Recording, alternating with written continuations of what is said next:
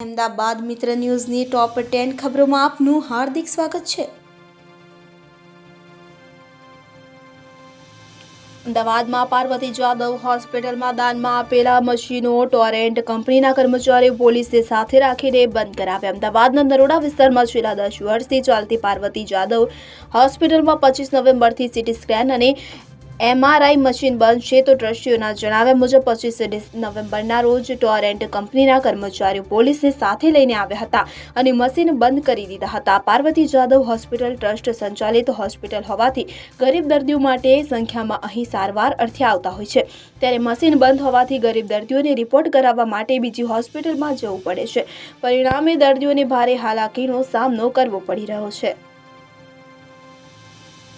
અમદાવાદમાં સ્પીડમાં જતી ટ્રક દિવાલ રેલિંગ તોડી કેનાલમાં ખાબકી। તો અમદાવાદના નારોલ નરોડા હાઈવે પર વહેલી સવારે અકસ્માત સર્જાયો હતો। બેફામ સ્પીડે જતા ટ્રક ચાલકે સ્ટીયરિંગ પરથી કાબુ ગુમાવ્યો હતો। સ્ટીયરિંગ પરનો કાબુ ગુમાવતા ટ્રક પલટી ખાઈ કેનાલમાં ખાબકી હતી। કાસ્ટિંગ ભરેલી ટ્રક એટલી સ્પીડમાં જઈ રહી હતી કે કેનાલની આસપાસ દિવાલ અને રેલિંગ તોડીને કેનાલની અંદર પડી હતી। તો ઘટનાની જાણ ટ્રાફિક પોલીસને થતા તાત્કાલિક પોલીસ કાફલો ઘટના સ્થળે પહોંચ્યો હતો। હેવી ક્રેનની મદદ લઈને ટ્રકને બહાર નીકાળવાની કામગીરી શરૂ કરવામાં આવી હતી। તો અકસ્માતને પગલે ટ્રાફિકને પણ થોડી અસર થઈ હતી।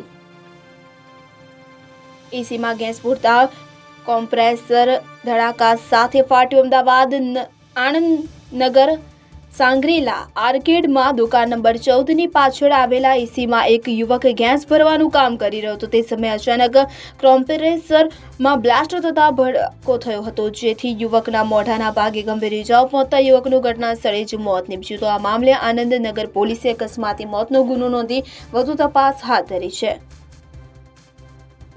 ઓંગણજ તોડકાંડની સુનાવણીમાં હાઈકોર્ટને સરકારની ખાતરી। ઓંગણજ સર્કલ પાસે દંપતીની કાર રોકીને પોલીસ કર્મચારીઓએ કરેલા તોડ કેસની સુઓ મોટોમાં પોલીસ સામેની ફરિયાદ કરવા સહેલો હેલ્પલાઇન નંબર રાખવા હાઈકોર્ટે સરકારને આદેશ કર્યો છે। સરકારે 12 જાન્યુઆરી સુધીમાં હેલ્પલાઇન નંબર અને સ્લોગન સાથે હેલ્પલાઇન શરૂ કરી દેવા હાઈકોર્ટને ખાતરી આપી છે। સરકારે એવી પણ ખાતરી આપી હતી કે આ હેલ્પલાઇન પર ફરિયાદીની ફરિયાદ ઓટોમેટિક રેકોર્ડ થઈ જશે।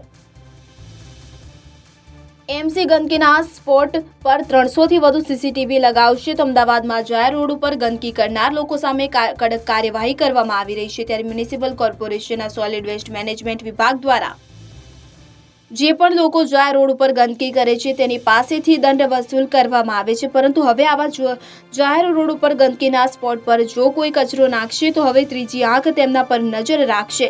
મ્યુનિસિપલ કોર્પોરેશનના સોલિડ વેસ્ટ મેનેજમેન્ટ વિભાગ દ્વારા શહેરના ગંદકીના સ્પોટ પર સીસીટીવી કેમેરા લગાવવાનો નિર્ણય કરવામાં આવ્યો છે। જો કોઈ પણ વ્યક્તિ હવે કચરો નાખશે તો તે કેમેરામાં કેદ થઈ જશે અને તેની તમામ માહિતી સ્માર્ટ સિટી કંટ્રોલ રૂમ સુધી પહોંચશે। ત્યારબાદ આ વ્યક્તિને આઈડેન્ટિફાઈ કરીને તેની પાસેથી મ્યુનિસિપલ કોર્પોરેશન તંત્ર દ્વારા દંડ વસૂલ કરવામાં આવશે।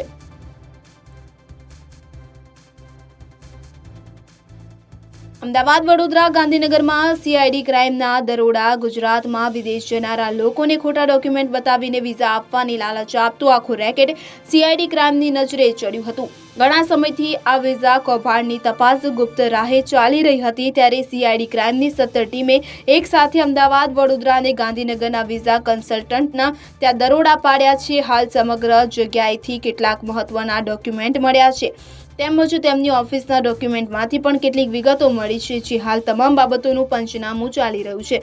હજી આ તપાસ ચાલુ હોવાની વિગતો સીઆઈડી ક્રાઇમના એડિશનલ ડીજીપી રાજકુમાર પાંડિયન જણાવી રહ્યા છે।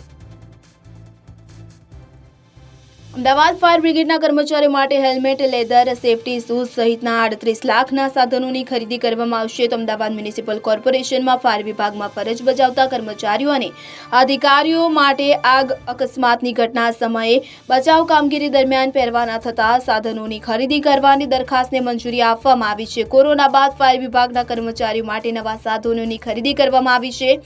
તો સેફટી શૂઝ, મોજા, બેરેટ કેપ, નેમ પ્લેટ, વરસાદી સૂટ વગેરેની ખરીદી કરવામાં આવશે। દર 4 વર્ષે હેલ્મેટ જેવા સાધનોની ખરીદી કરીને આપવામાં આવતી હોવાનું જાણવા મળ્યું છે। દર વર્ષે હેલ્મેટ આપવામાં આવતા નથી, જેને કારણે ફાયર વિભાગના કર્મચારીઓને વધુ તકલીફ પડતી હતી।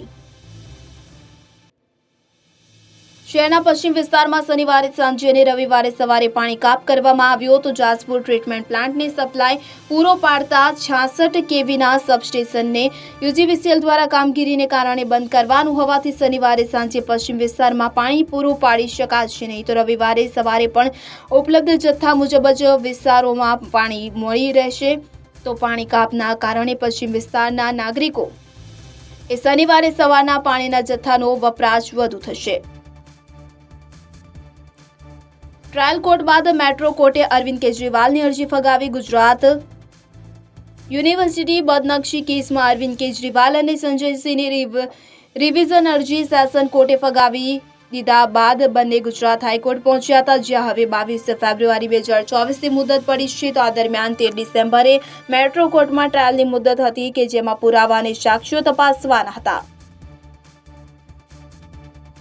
હેલ્પ્સ ફાઉન્ડેશન દ્વારા શ્રી અધ્યાપન મંદિરની હોસ્ટેલમાં દીકરીઓ માટે પૌષ્ટિક ભોજનની વ્યવસ્થા કરવામાં આવી તો હેલ્પ્સ ફાઉન્ડેશન શિક્ષણ, સ્વાસ્થ્ય અને આજીવિકાના ક્ષેત્રમાં સમાજમાં બદલાવ આવે એ હેતુથી કાર્ય કરે છે। આ 3 ક્ષેત્રોમાં કરવામાં આવતા સેવા કાર્યો લોકો તથા સમુદાયને ચોક્કસ મદદ પૂરી પાડે છે કે જે તમામના જીવનમાં એક નવી શરૂઆત લાવે છે।